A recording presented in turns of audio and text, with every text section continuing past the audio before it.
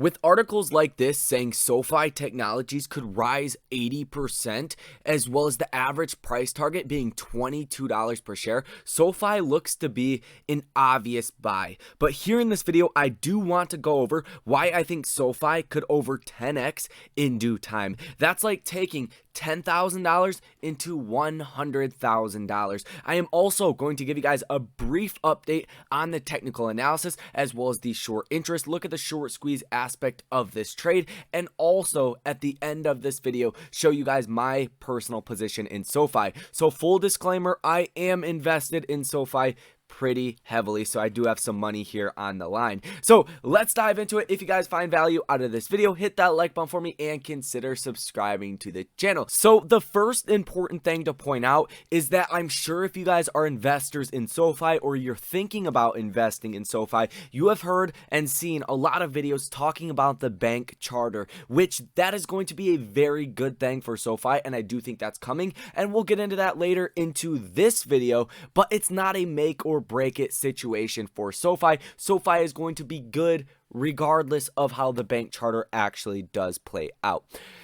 But on a side note, SoFi has their lending division, Galileo, and financial services. Their lending division, such as their student loan refinancing, has carried the business to really what it has become today. Recently, in April of 2020, SoFi acquired Galileo for $1.2 billion of cash and stock. And this opened up a wide range of possibilities for SoFi, as Galileo does service Chime, KOHO, never heard of that one, Robinhood, SoFi, Vero, and many others, as well as the US-based business of international powerhouses such as Monzo, PaySafe, Revolt, and TransferWise. And obviously there's many more than that, but those are the more notable names. Galileo's active accounts are up 80% year over year to 89 million total accounts. Considering in Q2 of 2020, when SoFi acquired Galileo, there was only 36 million accounts using Galileo. That is an astronomical growth rate that they have been seeing, and I don't think this is going to stop anytime soon, as easy available finance is only going to keep growing as a lot of millennials and a lot of Gen Z or Gen X, not exactly sure, as they start to get more into finance. This should do very well and has already served as a very good acquisition. So I am super excited about that for the long term. As far as their lending and financial services products, keep in mind this was for last quarter. So by the time Q4 numbers come out, these numbers are going to look even better. So just expect these numbers to look even better the next video that we do make. As far as their lending products, up 15% year over year. And for the most mature segment of their business, 15% growth, not all too bad. Sitting at 1 million lending products for the quarter. Financial services products. This is where SoFi is expected to grow the most. That is at 179% year over year growth. Go back in time to Q1 2019. It is very obvious to see the incredible growth that the financial services sector of SoFi has been seeing and is very much likely to continue to see throughout the next coming years. SoFi did raise their estimates for their Q4 earnings as well on their Q3 earnings call. So what they exactly said is, we now expect to deliver $1.002 to $1.012 billion in adjusted net revenue, exceeding our original 2021 full year guidance of $980 million, and adjusted EBITDA of 28 to 31 million, above our original full year guidance of 27 million. This is despite facing previously discussed headwinds estimated to be 52 million of negative impact from the CARES Act extension of our SLR volumes and our prior equity investment in Apex being called earlier this year. SoFi has over $8 billion of total assets and about $3.5 billion of total liabilities, so they are looking good in that aspect, but they also have over $4 billion of cash on hand, so I wouldn't expect any near-term dilution coming in the form of issuing shares. The CEO of SoFi also expects SoFi to be 3.5 times bigger in 4 years, growing from $800 million to $3.7 billion of revenue by 2025. His optimistic forecast is for 53% compound annual revenue growth to $4.4 billion in 4 years. So that is ultimately a great thing as well. 3.5x to your business in 4 years is mind-boggling, and that's just incredible. This is a hyper growth stock by definition. As far as why the stock is not actually going up, I'm sure you guys know that we crushed earnings in Q3, but the stock has been going down ever since, and quite substantially at that. And it all comes down to the bank charter and why this is actually such a big deal. We're going to get into that right here and right now. So this is not the first time SoFi tried to become a bank. Originally, it was applied for a bank charter in June 2017, but withdrew the application after senior executive changes. After applying for a national bank charter in July 2020, the company received conditional approval 3 months later. Yet the acquisition of the Golden Pacific Bank Corp would speed up the plans and bring multiple benefits. 1. Increase lending capabilities. 2.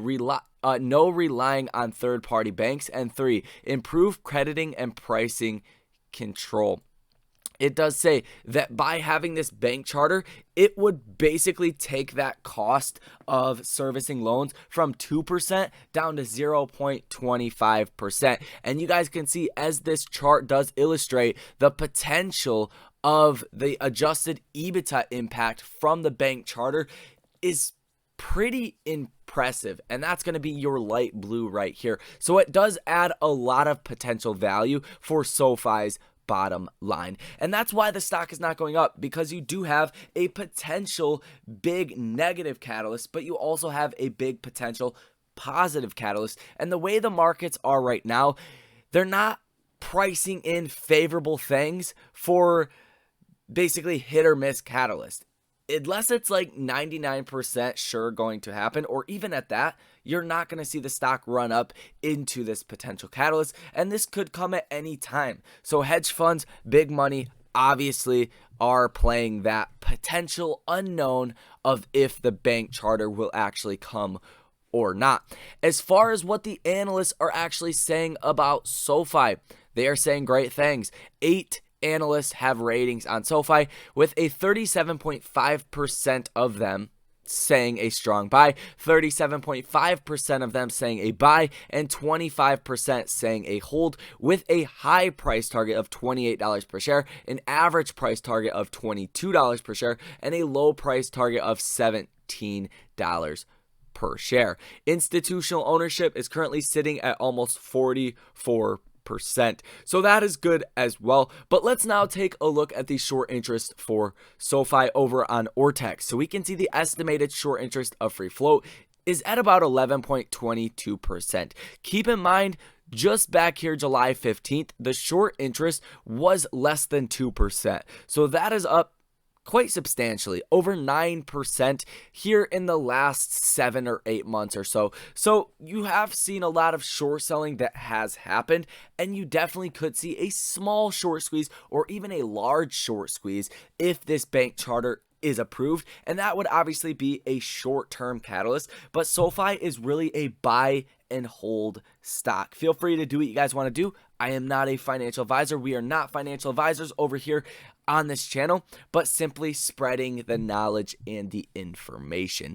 As far as the charts are concerned for SoFi, we have hit a very attractive level right here at about $13 per share. We were holding up a lot of support around the low 14s, but we did actually just break out under that, now hitting $12.66 per share. And I think on a fundamental basis, it makes a lot of sense to be buying SoFi at these levels. Even if you're bearish on the markets, it's very hard to come up with a bear case for SoFi with the kind of growth that we are seeing for the business.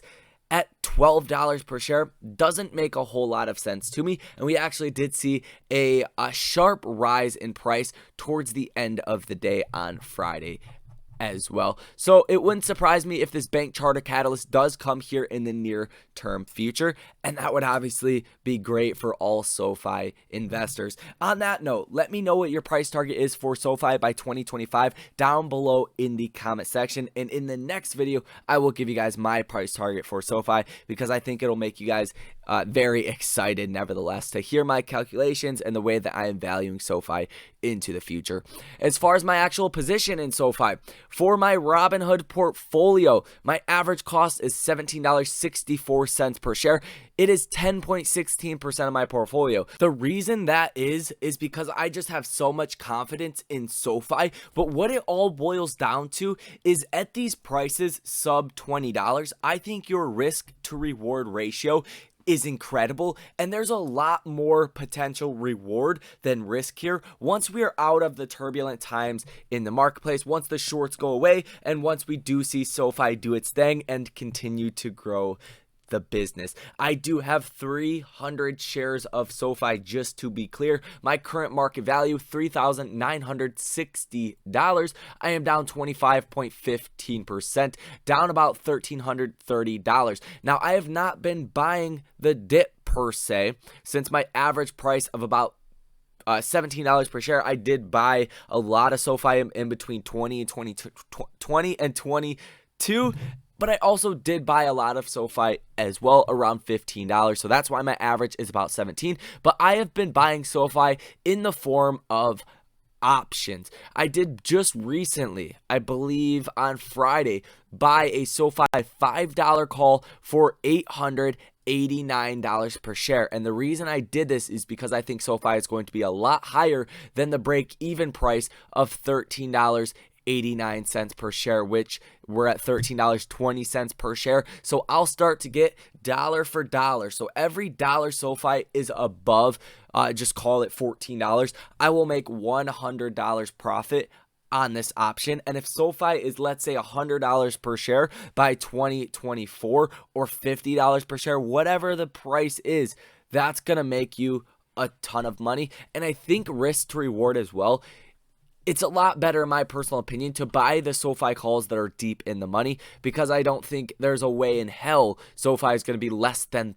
$13.89 by 2024. So I think it's just a risk-free trade to the extent of what you get with a hyper growth stock like SoFi, and the term a risk-free trade. Nothing's a risk-free trade, but I hope you guys understand what I mean there. This contract, just November 4th, traded at almost $2,000 per share, and it was under its original starting value once it was issued at $903. So I think I did get a good pickup right there. Let me know if you guys own options. What is your price target for SoFi? All of that good stuff. If you guys learned something or found value out of this video, hit the like button for me and subscribe to the channel. So that's gonna be all, you guys. Enjoy the rest of your Sunday, and I will see you in the next one.